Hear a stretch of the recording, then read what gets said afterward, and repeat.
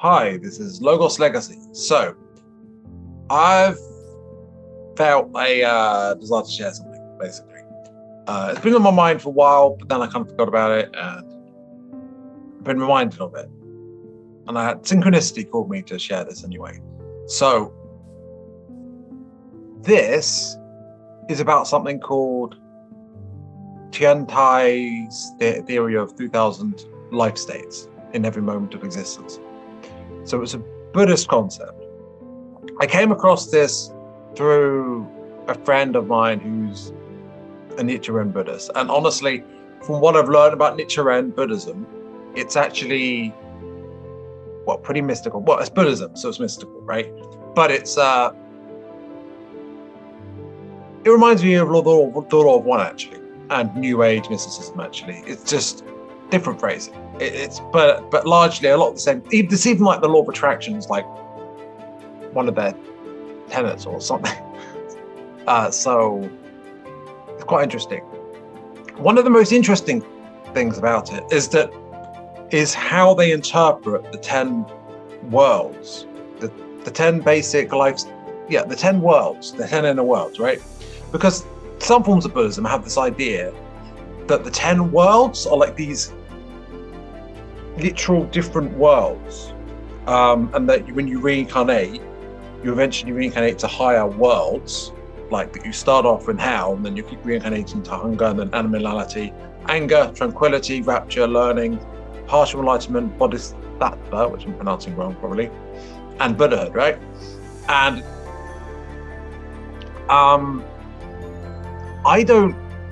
doesn't really resonate with me, the idea that you literally go to different worlds. And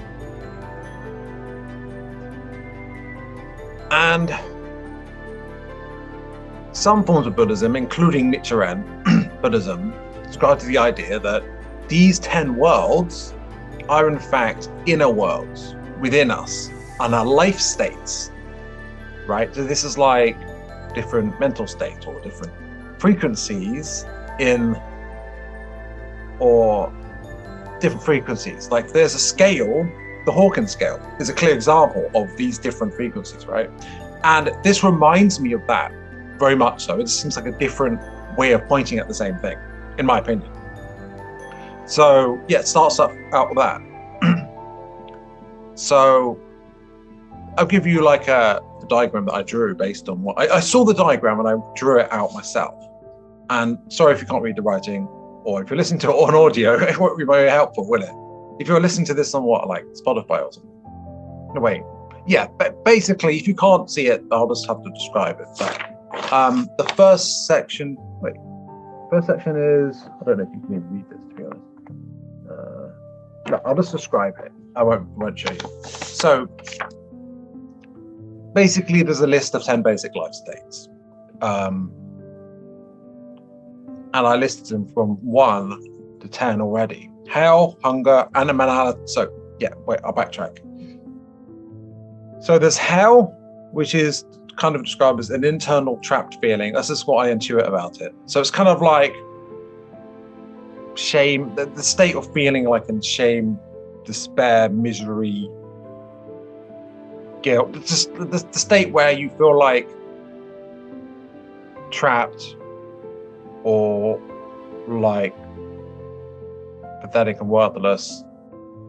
I mean, it's a sort of state where people kill themselves or they feel, it's misery. I'm sure it might be depression even. But I'm sure you know more or less what I'm talking about here. And it's a sort of state that they're describing, right? But it's an internally focused one. Then there's hunger. So, what does I say there? Desires. Yeah, desires. Yeah, basically it's the state of desire. And if I were to have a parallel, to it, it's literally desire on the Hawkins scale.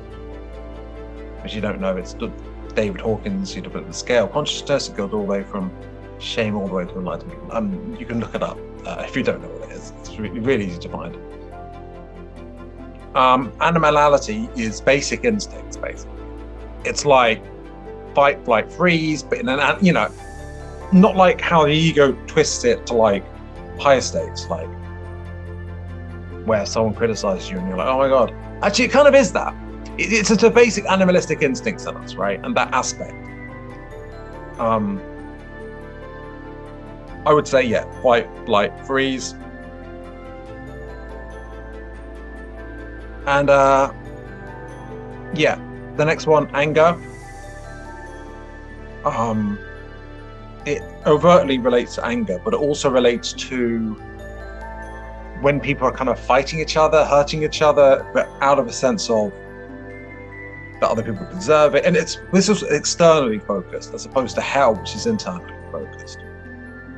And there's some art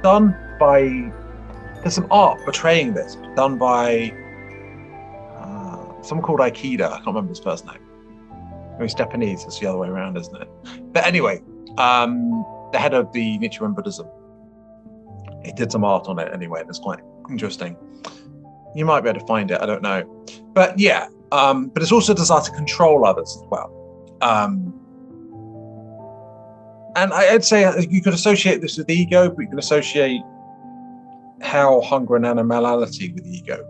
Although animality is kind of like, I'd say even though it's referring to like animals, like given that we're humans, it's like how those instincts play out in humans, right? So the fifth state is tranquility. Now, these are not portrayed as one is better than the other, and I'm going to clarify a bit more on it. Now, obviously, I'm not an expert on this. I'm not a Buddhist per se, but the reason I'm sharing this is I feel called to, and I'm going to explain more why it's particularly this model is so, why I like it so much. It's kind of, okay. So it's kind of like, I don't think there's any element that's superfluous in this. And yet I don't think there's anything that it's lacking. It's just like a really, probably high frequency, I don't know. Really, it's a really good diagram, which, anyway, I'll just carry on. Right, so we're currently on the first left-hand column or stage, right? Kind of, and the flow diagram that goes from left to right. And in that stage or whatever, it's got these 10 different states. And the tranquility state is when it's a calm, neutral state, right? And it's kind of described as the human state in some sense. So it's kind of like, it's described as like, when you're not feeling any of these other states, it's just a default one, but not like, it's just calm. It's not like bliss. It's calm. Like you're not worked up or anything. It's a calm, neutral state, more or less. It's not like great. It's not shit. It's just, it is, right? It makes it sound like presence, but it isn't. Well, you can understand it in comparison to what the others are like, I suppose, because it's kind of like, it's not those. So, process of elimination. There you go, great explanation. So, 6 is rapture, joy, fulfillment, quote, heaven, but it's a temporary state of like. So, it's kind of like pleasure, but that's kind of under desire, isn't it? So it's more like, okay, something, you get a promotion, you're like, yeah, oh my God, it's fantastic, or you find out some good news, you win the lottery. I mean, it could be less than that. It could be like,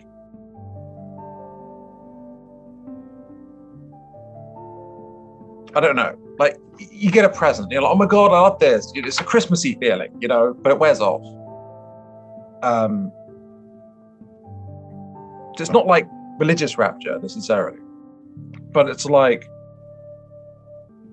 yeah, it's a temporary feeling of pleasure, joy, or something, but it's not like hunger. It's not like just desire. It's pretty good, but wears off, right? Then 7 is learning, which is an effort to understand and study. So it's kind of like you're concentrating on something you're studying. you are learning things, but it's like a concentrated state with an effort to understand. It's kind of a seeker thing in a way. 8 is partial enlightenment, which is basically, you could describe as the eureka state. You're like, this idea, this inspiration has come to me. I'm going to share this YouTube video or something, right? So it's like, it's like the aha, like I understand, or now I'm going to share this thing. Oh my God, I can't wait to share this with my friend. This is an amazing idea, or you know what I mean, right? So then there's the bodhisattva state, which, like, sorry if I'm pronouncing it wrong. So it's basically, so you're alleviating others' suffering. You're giving in that sense. And you're receiving, you feel a joy in the process of doing that. It's the joy of giving. A teacher might, for example, feel this way. It depends, not all teachers, but it's just, if you're giving to charity, you need to feel like, you just feel this warm-hearted, glowing feeling like, yeah, this is really nice. I like this. And it's not like pride, like, oh, I'm such a good person. It's just like, yes, like the joy of service, right? And then there's Buddha, 10. Okay, so to clarify these, each of these has a negative and a positive aspect. So, or a manifestation.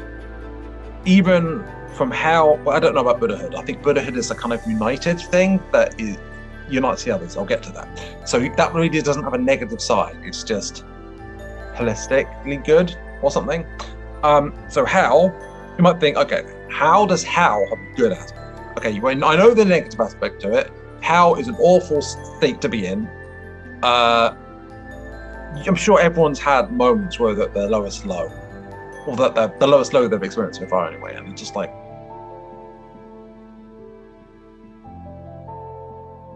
imagine someone just goes through this 9-to-5 job they hate, and it's really long hours, and they get really tired. They're just like, I don't know, that it's almost like going through the motions. So it's like, I don't know, that's an example. Or maybe a really toxic relationship where they really are treated in a diminished way. And, there's lots of examples of this, but it's misery, despair, and such. And so what's the positive of this? Well, for one thing is that through this, you actually learn to sympathize and empathize with other people, because you understand what it's like. And I guess it's a humbling thing, but it's also kind of like, yeah, I care because I can see in them how I can feel that I know what it's like, right? Okay. But also it's this sort of thing where I've been through hell and I'm still here. I'm still standing. So I'm actually strong to even be around, right? So there's that. And if you are in a state of hell, so to speak, and you take the conscious choice to accept it, accept how you feel, allow yourself to just feel it, be mindful. If you can, instead of just reacting or just putting your head in your hands and giving up, if you could just accept it with courage, it gives you the opportunity to find a wellspring within you that you didn't know was there before. And it allows you to grow and let go of emotions. It is actually an opportunity. And it's a great catalyst for growth. So that doesn't make it any less difficult, but it's a gift because it allows you to grow and expand your consciousness, essentially. It's catalyst. And sometimes it's when we're in hell, right? It's when we make a conscious decision to change the way we view things. What in the Course of Miracles is referred to as a miracle. So, yeah, hell isn't always that bad. But you can't just tell someone, But maybe it will help if you tell someone if you're in hell, like, oh, you'll grow from this. Isn't that great? People have to realize that themselves. They need to grow up that themselves. It needs to click. There has to be a conscious choice, but a conscious expansion of awareness. So hunger.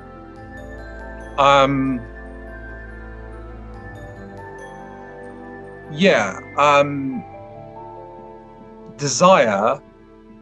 One hand, there's a positive aspect of desire, you could say, in that it feels good when I feel pleasure. Yay, isn't this great? That rush after a snort cocaine, right? That is not what I'll emphasize as the positive desire.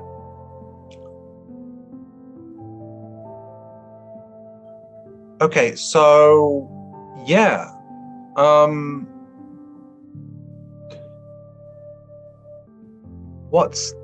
Actually, I'll start with the negative aspect of hunger, because what happens if you're feeling this intense desire for something, but you can't get it? Well, you suffer, don't you? And the truth is that underlying that hunger, that desire, is a suffering that's already there, bubbling beneath the surface. And that hunger, that desire is it's almost like a reaction, a way out, a distraction. It's a coping mechanism. So the truth is, when you're getting that itch, you desire to scratch the itch.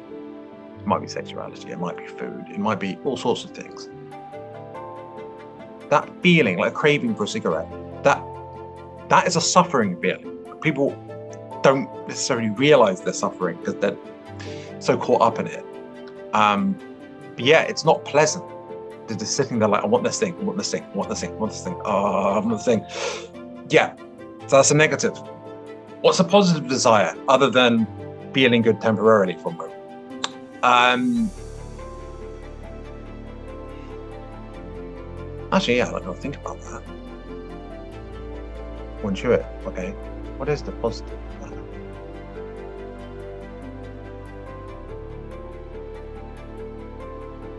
Well, for start, if you desire something, then you go and get it, then you feel temporary pleasure, and then you're like, that wasn't worth it. What do I really want?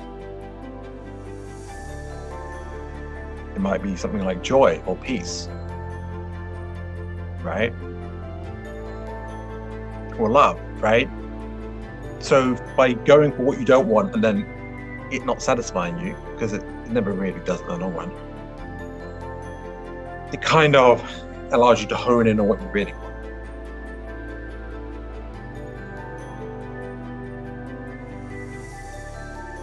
And there is a sort of, you are living a full life in a sense by allowing yourself to do these things, right? Because if you're just living in this shameful, forcing yourself not to do this, that, and the other, because those things are decadence, right? So I'm not going to do that. Like the whole Puritan, if you're being like really Puritan about things in a forced way, if it's just naturally, you just don't feel like those things, you're fine without them, you don't desire them, you're good.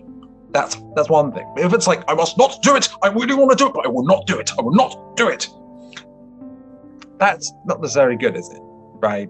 That's kind of like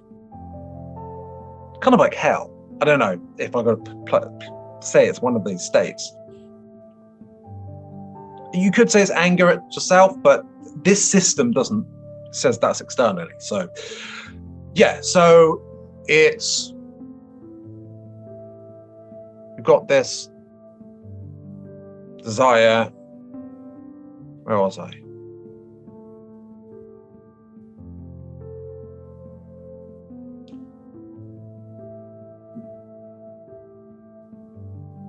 The positive about it is you're allowing yourself to live by allowing yourself to engage in it. But here's the thing, are you consciously observing yourself in the process? Because if you're not, you're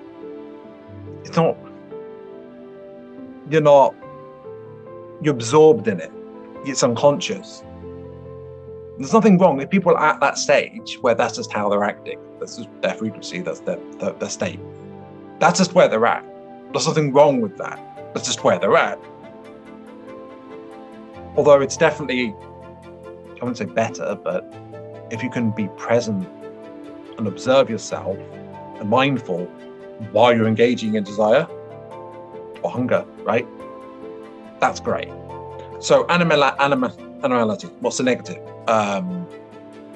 Well, be lashing out at others if you don't get what you want. And you might be supplicating to other people to get what you want. And it's like, oh, someone gives you something, you're like, oh yeah, like a dog being given a treat. You're like, yay! Like, also, you can be manipulated when you're in animality. The same. You know, the carrot stick thing.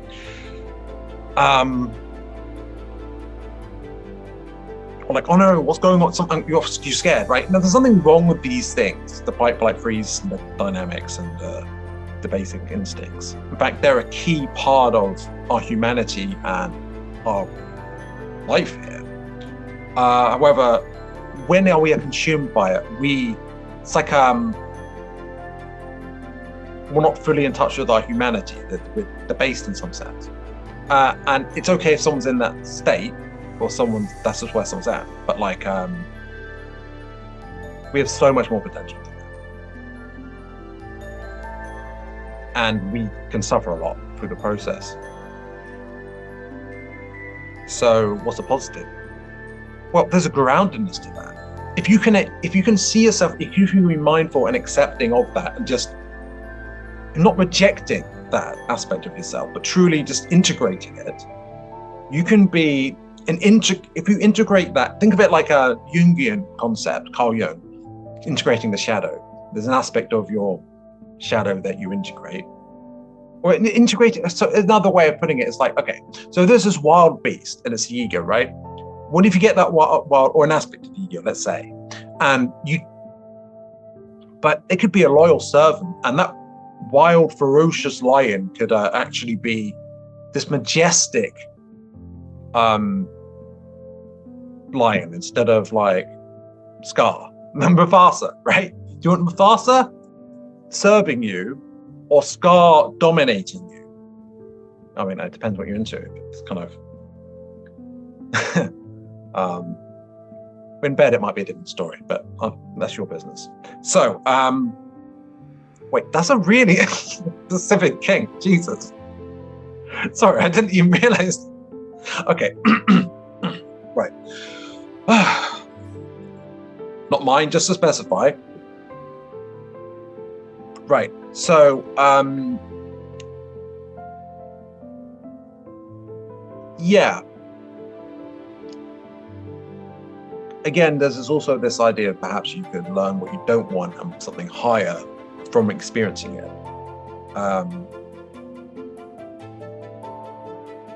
There's the opportunity to go aha from that.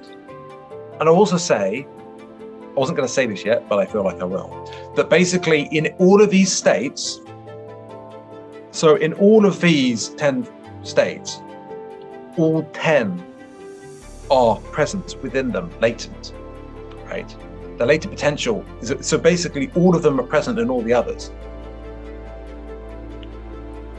Which is why one good aspect of each of them is that they can become each of the other, which is also a bad thing in inverted commas as well, because even in a state of, let's say, bodhisattva, the joy of giving, there's a potential for hell.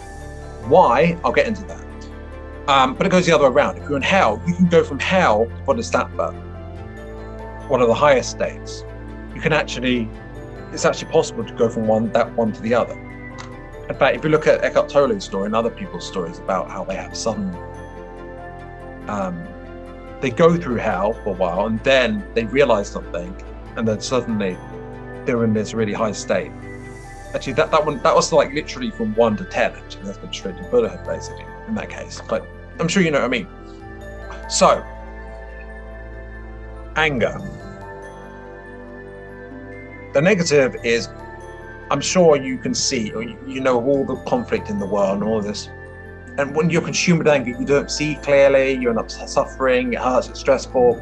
Then you do make decisions that aren't the best decision. And then you're, oh man, I can't believe we did that. And you see it have no consequences, and you see someone else hurt, and it's like, oh shit, right? And then you look at the world, you see all the wars and the suffering from conflict and just even arguments, like, and people try and control each other because they're angry and they feel like they'll be safe if they have control, or the other people deserve to be controlled, or stuff like that. I'm sure we're all aware of that. What's the positive? Passion. Okay, in a way, you could say anger is misdirected passion in the first place. So that fire, that inner fire, if it's directed in a loving way or a constructive way, it's like an enthusiasm. Like, I'm going to, you feel this desire to paint, for example, or do music.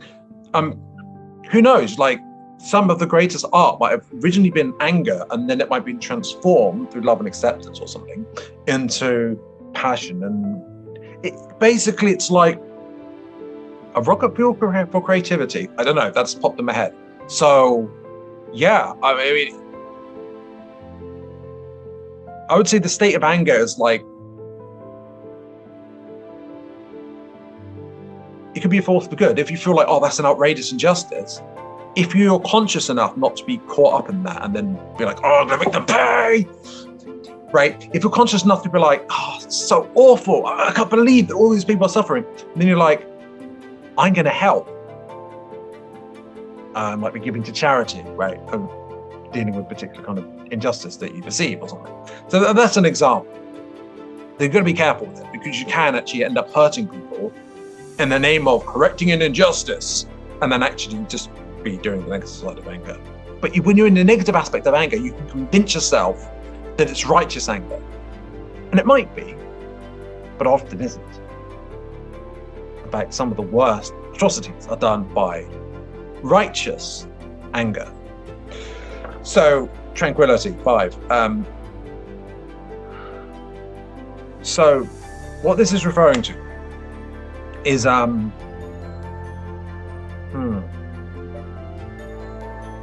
I mean, you're not angry, you're not in your base instincts, you're not in desire, you're not in hell or misery sort of thing. You're not studying and learning in that state. You're not in like this temporary pleasure or joy, like, yes, rapture, yes, isn't this great? And then it fades. You're not even in the eureka or the giving state or the Buddha state. It's just like, yeah, this is okay. I'm good. I'm all right. But like, maybe there's a sort of like naivety, but like, it's going through the motions, like just going through the programming kind of day-to-day life in between these other states. And it's a very human thing in a way, but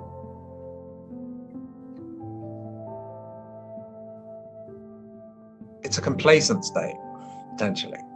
It can be complacent on one hand. On the other hand, it can be a relief. Honestly, I'm not going to talk too much about this state. You can maybe look it up, because I don't know what to say. What about it? Rapture. So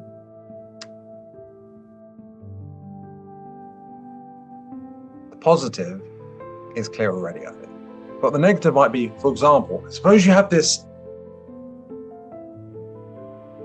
you might be absorbed in how you feel great, and then just walk past a homeless person on the street. Not saying you have to give to them, but that's an example. Or you might be absorbed. It might be in a negative aspect. It's like selfish fulfillment and joy, like joy without love. In fact, a lot of people can really get fulfillment and happiness in their life, and they don't really care much about others or at all. It's like a self-absorbed, isn't this great? I've got it made. And there might even be people in their family who are just like really struggling. Who are like, doesn't matter. It's great for me.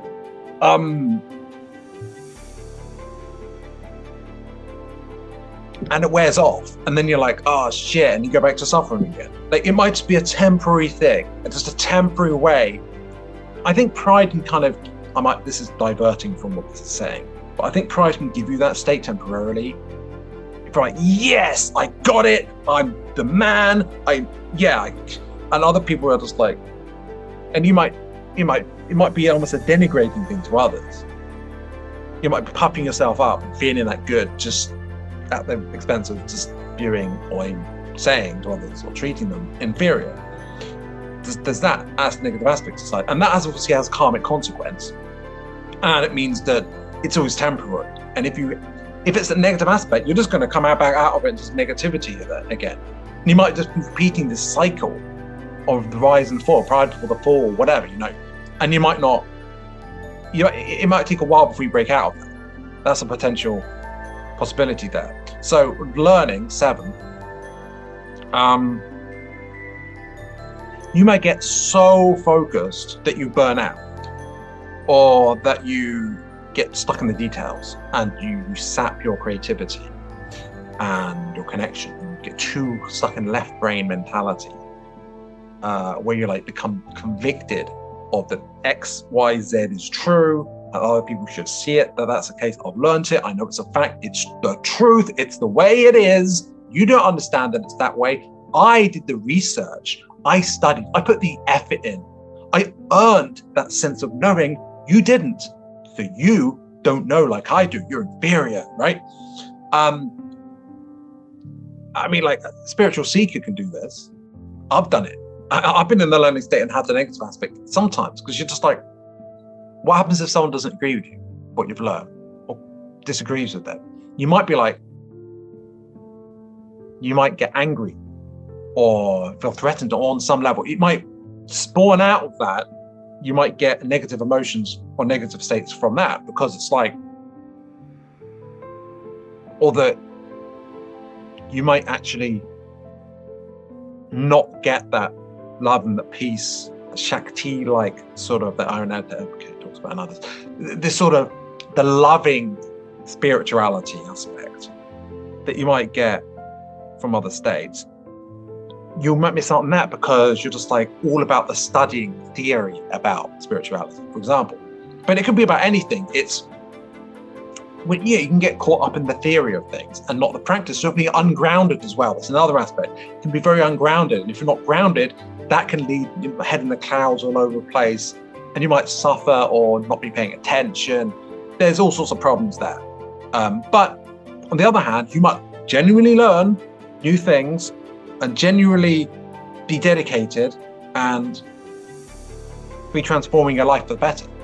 Or maybe even that knowledge, that understanding might be able to be useful in a way to help other people.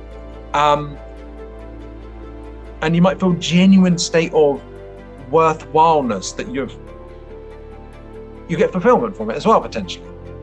Or maybe success, right? So okay, so what about partial enlightenment? That eureka, that aha, I see, right? The benefits are obvious, but the negatives are that you want to share it with other people. And if they're not ready, or they don't understand it, or accept it, or they're not willing to, or they're just you're just not on the same wavelength. But you're so excited, like, let me explain this thing, and you might be shoving it down their throat. You might be excitedly doing it, or you might be annoyed that they don't want to hear it, and be like, no, you should want to hear it, right? Or just like, well, why don't they understand like the way I do? Or like, oh, they don't have the realization that I have, right? It's a bit like what I was saying with the negative side of learning, but like, I had this idea, I had this insight, now I know better than them, right? You can get prideful about it if you're not careful. So there's a negative there. And there's about Archimedes, how did he die? So a Roman soldier came up behind him and was like, told him to surrender because he was being the Roman general wanted him alive, right? And so he was in the middle of like, the equivalent of being on the chalkboard theorizing that, they didn't have chalkboards. And he was like, he basically told him to fuck off. So the guy stabbed him. It's like, fuck off. I'm doing mathematics. Anyway. So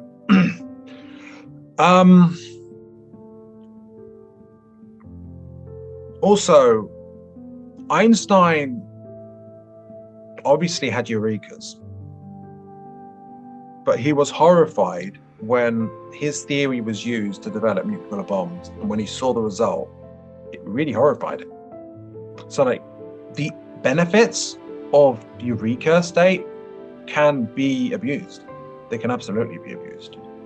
But I mean, it can be great, and it can really help people, and it can be just be great to feeling like, yeah, I understand, I get this insight and this inspiration, and you can do it to help others, or just it can be very artistic and beautiful, and yeah, it's great. But yeah, every one of these things, there's a positive manifestation and a negative manifestation. What is that about, right? So you're giving to other people, you feel great, isn't this amazing? But what if you just keep giving without a proper boundaries? You just keep giving and giving and giving, and you're draining yourself, draining your cup, and to the point where you're exhausted. What if you feel that you have to? What if your programming says that you're not worthy unless you just give?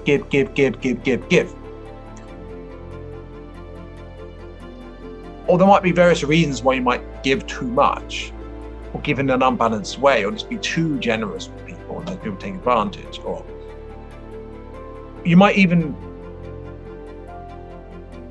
give in a way where people are actually using that to harm others, and you're just not paying attention or not.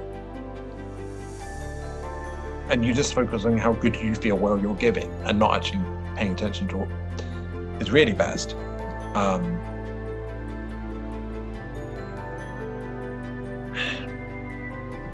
Yeah, so, and if you drain your cup, eventually you might get into hell or lower states. Or you might not even realize what's wrong. You're just so used to just giving, no matter what.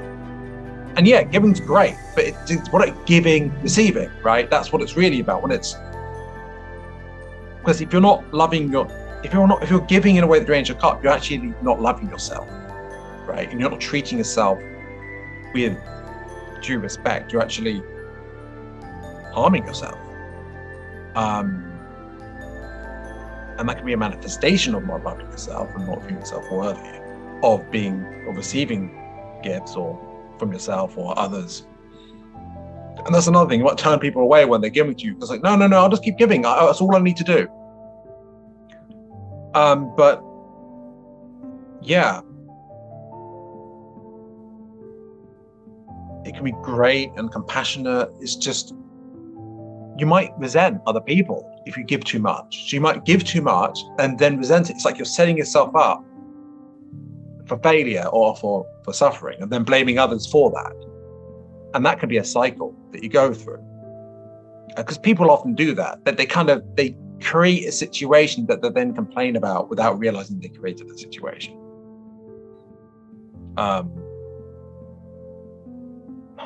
Reminds me. Yeah, it's like, suppose you're really generous with someone, unless you're in a toxic relationship, for example, you just keep giving in many different ways. And then like, it takes its toll on you, you start lashing out or going through suffering. And then you blame yourself for how you're acting without realizing why. And then to make up for it, you give. That's just an example, right? Then the Buddha state doesn't really have negative. It's just, maybe it transcends positive and negative and transcends duality. But there's a sort of non-dualistic positive that's more positive than positive, but includes the negative as part of it in a more exalted form. If that makes any sense to you. Wow, okay, the first step, I took longer than expected going into it. But yeah, there's 10 of these states, right? These are the inner worlds, inner states, right? Okay, so, but then there's actually 100 states, because in each of these states, you get each of the 10 states. So that's mutual possession of the 10 worlds. That's stage 2, one step to the right. You kind of see it flipped, I think, don't you? So yeah, one step, the next step in the flow diagram, going along horizontally. Yeah, mutual possession of the 10 worlds. So each of these worlds contain the other 10. So that's 100. And I would add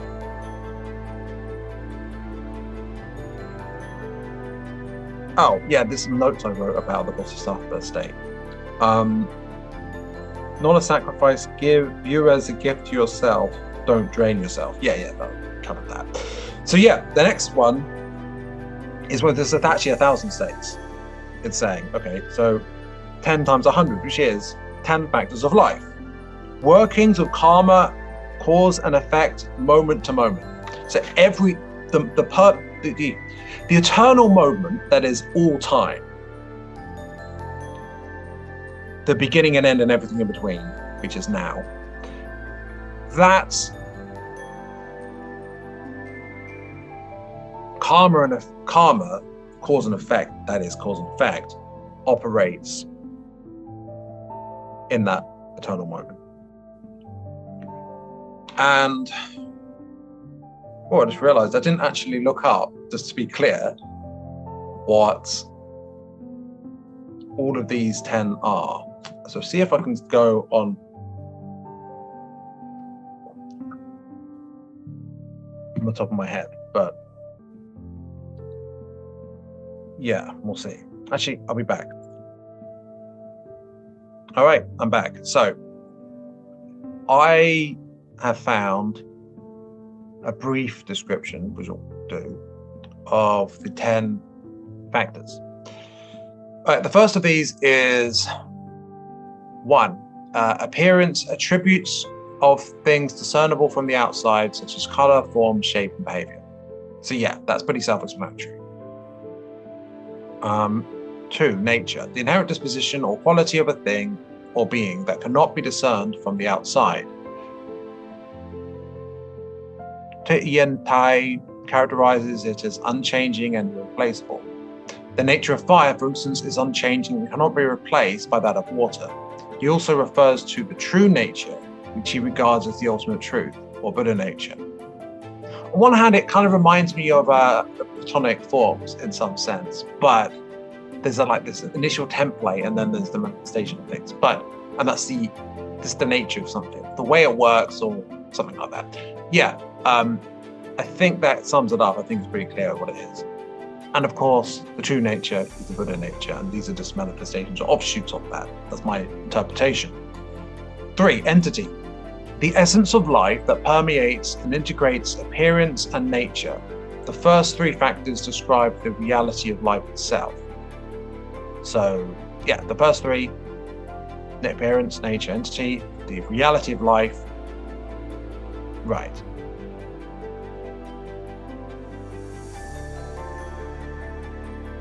What is this essence of life?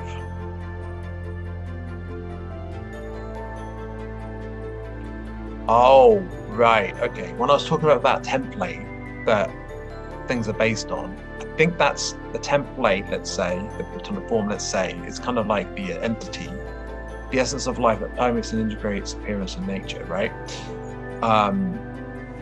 The nature is it's more overt. So it's like the nature is like its manifestations, kind of, and the entity is like the core of what it's about. But anyway, so the next 6 factors are manifest effect. Yes, it's the next 6 factors from 4th power through 9th manifest effect explain the functions and workings of life. Okay, so the next are about functions and workings of life, which are power, its infinite, life's potential energy. I almost said infinite. Oh, but intuitively I must have gotten that the potential energy of life is infinite, which it absolutely is.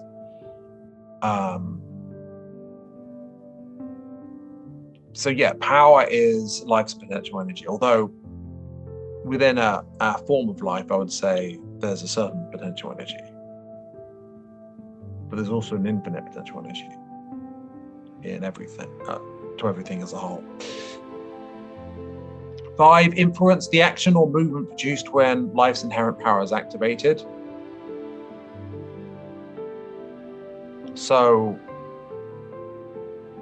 yeah, that's kind of an effect of it. Yeah, it should be self-explanatory. 6, the internal cause, the cause latent in life that produces an effect of the same quality as itself, i.e. good, evil, neutral. That's what it says.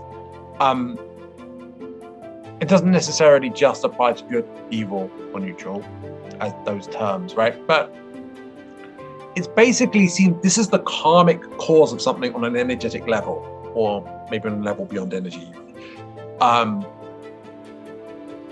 So it's like with the law of attraction, for example, there's in the mind, it's in the mind and heart first, and then it manifests out there based on the state of you. Your state is what causes what plays out. And so just as you've got these internal states inherently manifest in the world around you. That's called the mirror effect and the law of attraction and the law of manifestation, right? Yeah, so it's the internal cause that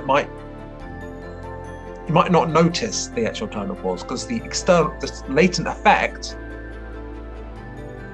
the relation is the next one, is what will seem like the cause, but it's actually just the kind of catalyst. The real cause is something more fundamental. It's like suppose someone keeps going through the same pattern, right? They keep running into these toxic relationships, and people who just play the same old pattern, that might be linked to someone like their father or something, right? And they don't understand why they go through the same pattern again and again and again, because they've got mental conditioning and it's playing out based on that, right? So the relationship of indirect causes to the internal cause. Indirect causes are various conditions, both internal and external, that help the internal cause produce an effect. There you go. 7. Oh wait, I've already done that.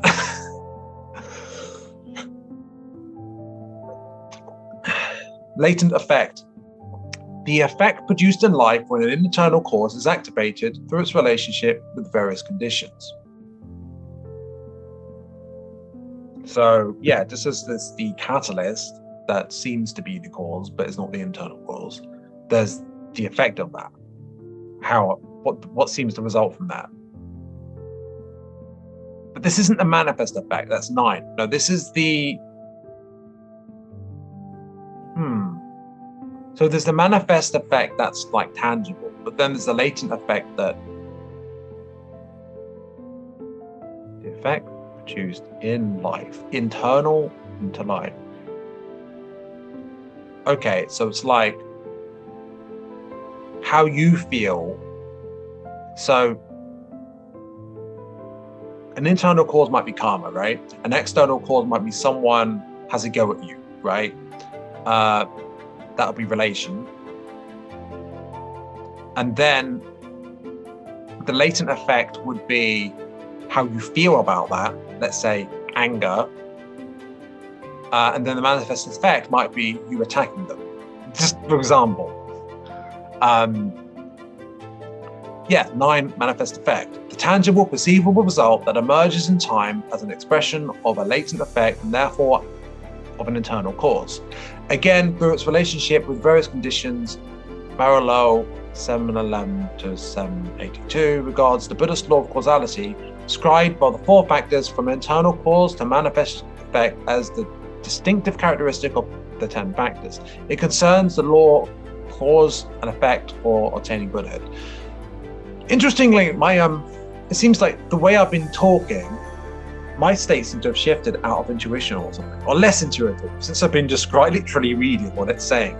This is Tibetan Buddhist Encyclopedia.com.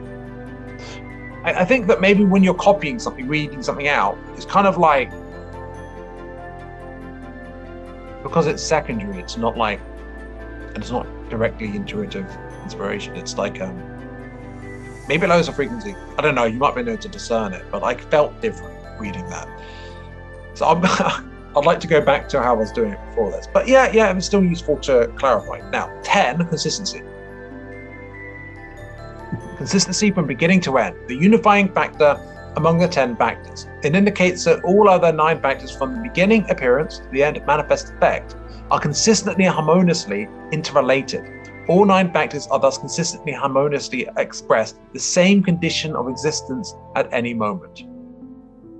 Yeah, so all these 10, they're one whole. They're just aspects or manifestations or something. They're different aspects of the whole. Okay? So the 10 factors of life are simply life factors. It's a factorization of life or something. Or karma in life, or I think you know what I mean. So that's 10 times 10 times 10, 1,000. So how do you get to 3,000 life states? Well, there are 3 realms. Okay, self is the first realm. Now, what is this realm? Self is, well, it's the internal worlds for an individual. Within you, you've got these 1,000, you've got the 1,000 different states here, effectively, right? You've got the 10 basic states, you've got 10 in each of the 10, 100, and you've got 10 factors for each of those 1,000, right? Now, that's individually, and in each individual self, you've got that. And they manifest externally through the interactions with others, right? So that's society, 2, the second realm. Why is this? Because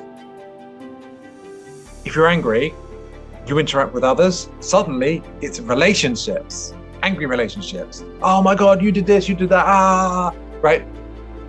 It's society suddenly, it's social interaction.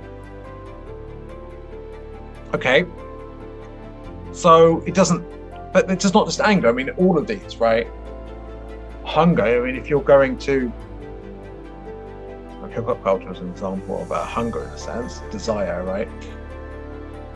Each of these has effects on the self, but also effects on society. People are just being depressed indoors, whatever, that's hell, that would have an effect. People giving to each other and then people receiving, that whole thing has effect. And the positive and negative manifestations, each of these affect society and the individual, right? That's the point. Now, the third of the realms is land. Now, this in a sense is the environment, social environment, I would say, but also physical environment, maybe energetic environment too, definitely energetic environment too. You could say it's the world or the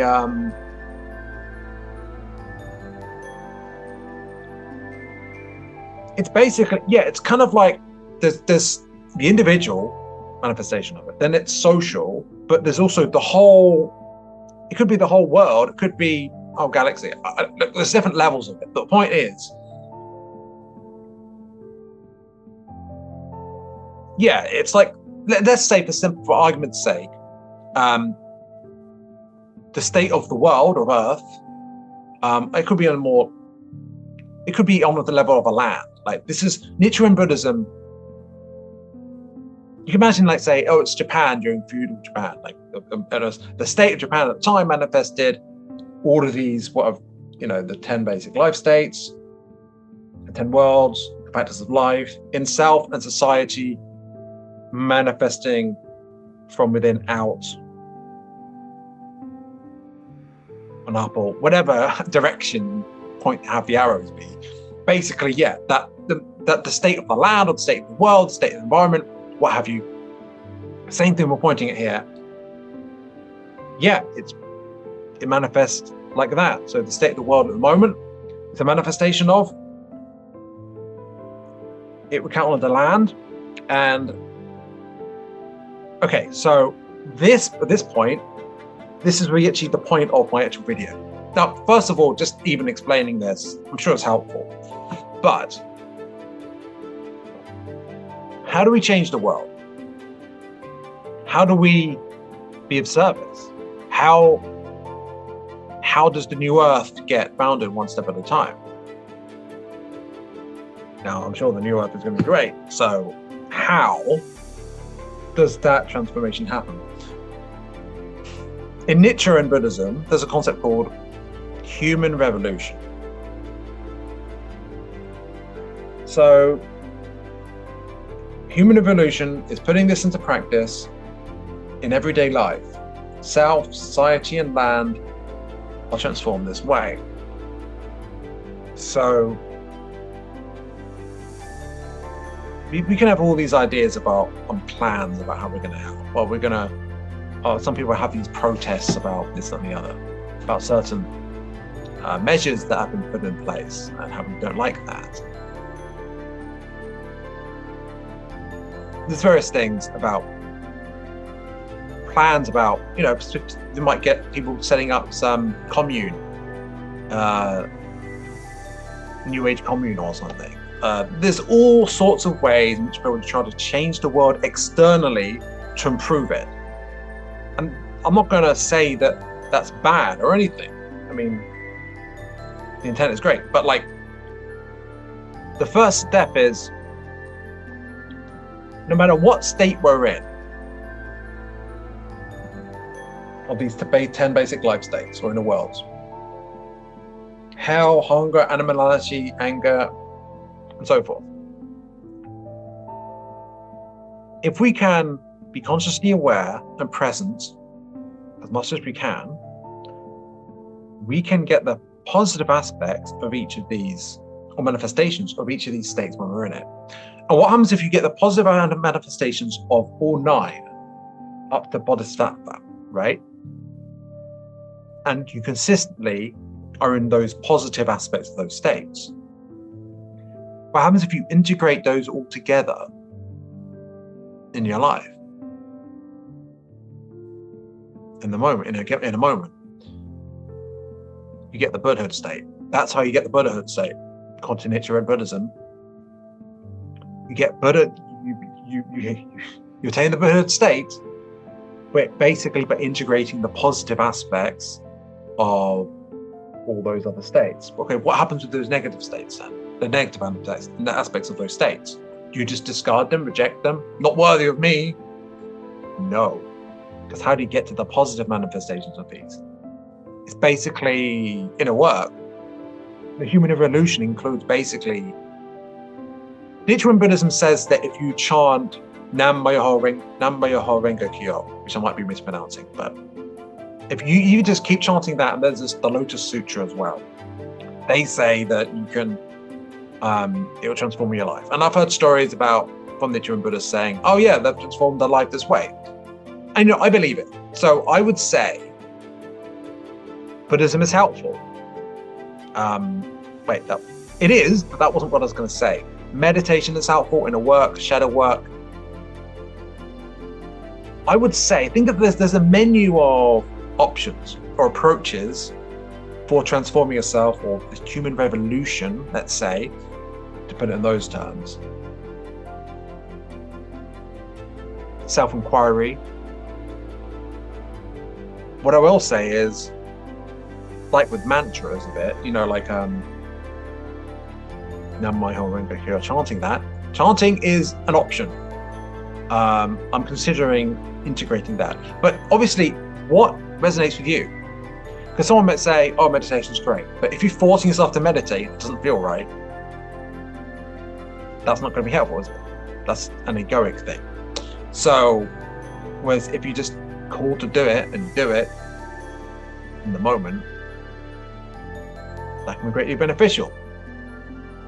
So, suppose someone integrates the negative aspects and transform them into the positive aspects. They get the positive aspects of each of these 9 states, they integrate them, Buddhahood, right? Someone's in Buddhahood state. Basically, 4th density, they're in 5th dimension, they're enjoyed, you know what I mean? Like, enlightened, they're enlightened. They're the enlightened state of the Hawkins spectrum. Like the Hawkins scale, like Eckhart Tolle or something. Someone becomes Eckhart Tolle, whatever that even means, that I'm being a bit reductionist here. But what happens then? Well, the people in their interaction, just themselves individually, their experience of their life will completely change.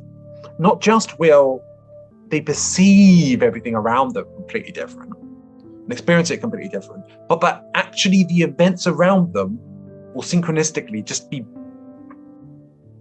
way more favorable to them. They'll be in that abundance, and it will kind of attract favorable outcomes and abundance and joy. And they'll start meeting people who have the same sort of high frequency and stuff like that. So, and it happens, it's not just like, oh, once you got better, everything gets better. But like the more you progress, let's say, with this inner revolution, the more you transform your life internally and around you.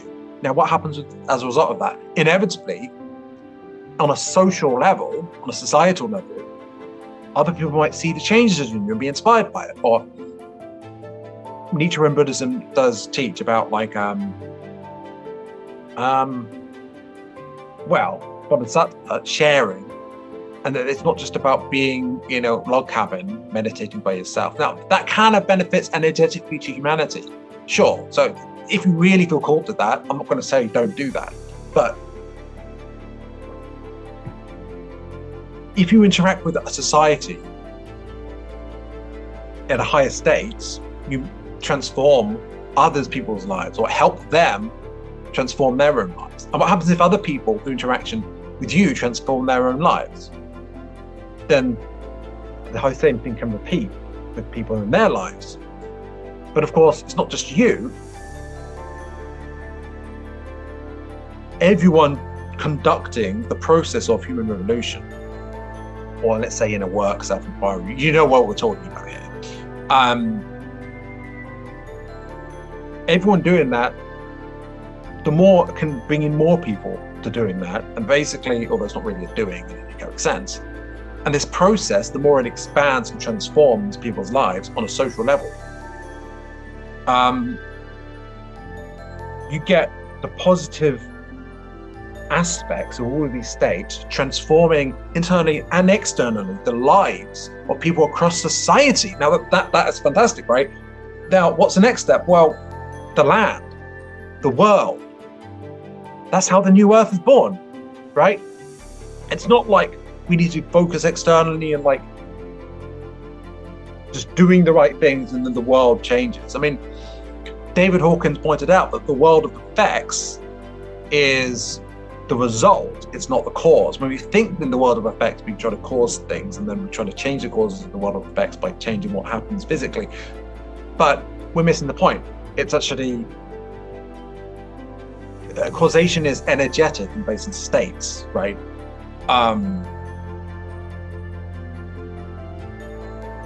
You manifest in your life what reflects the state you're in. Like, if you're angry, if you're in the state of anger, you're going to act angry, right? And so people try to change how they're acting, like, without fixing the actual cause, the state. So they're like, I need to stop doing these behaviors. So they recognize there's a problem, but I need to stop. If someone's got an anger problem, then I need to stop yelling at people or something. They think that's the issue. That's just, how to put it, the latent effect. So people try to change the latent effects without actually looking at the inherent cause or the aspect of the nature of their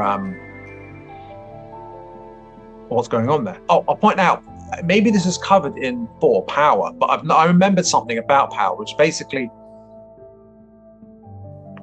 the 4th of the 10 factors of life, which basically each state has a sort of power of its own that like there's a fieriness, metaphorically speaking, to anger, for example. I just thought I'd mention that. So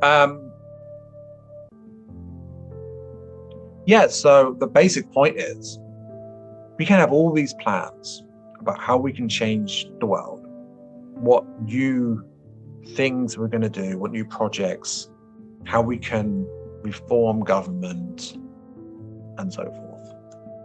Okay. Now, there's nothing wrong with that. That's great. But what does that come from? It comes from the 10 basic states of the inner worlds. Change and true causation as well comes from the states within people. Now, it's the interaction of people with those internal states. But since we're collectively one anyway, it's internal. But the internal, the collective, which is the internal of each individual at the same time, these inner worlds. We transform within, we transform society, we transform the world.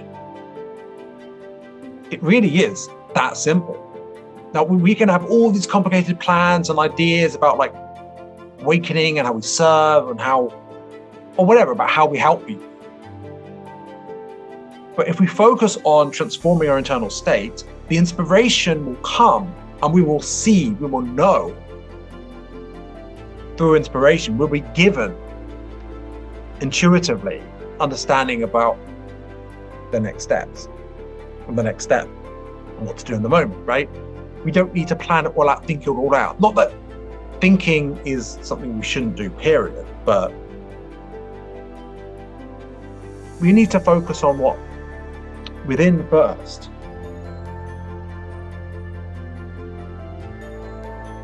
And if we pay attention and identify, rather than a misunderstanding, the 10 factors of life as well. Like if we misunderstand our latent effect and think the latent effect as a cause, that can be misunderstanding things. Now, don't get me wrong.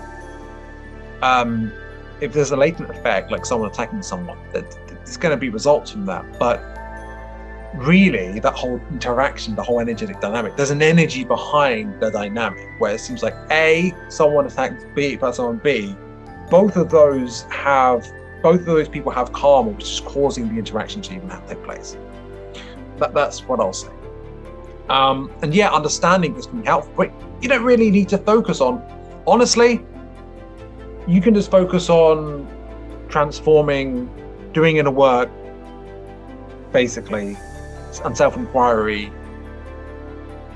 Practices like meditation, if you're called to them, and when you're called, not forced in any way. Yeah, the internal, the great work, the internal work, the transformation, the human revolution, right? That's how we change the world. No grand plan. We just, although there is, but that's for that's like a higher self thing or whatever. No, we don't need to worry about that. It's just like inner transformation, transform ourselves, and we can transform the world through that. Not individually, but together with others. And that's how people unite together as well, rather than being in separation. By transforming within so that we're not putting barriers between us and others. And so we can inspire others to make that transformation as well. So yeah, it really is that simple, despite how long it took me to explain it. So thank you for listening till the end, if you did. Yeah. So have a nice day, and I wish you well.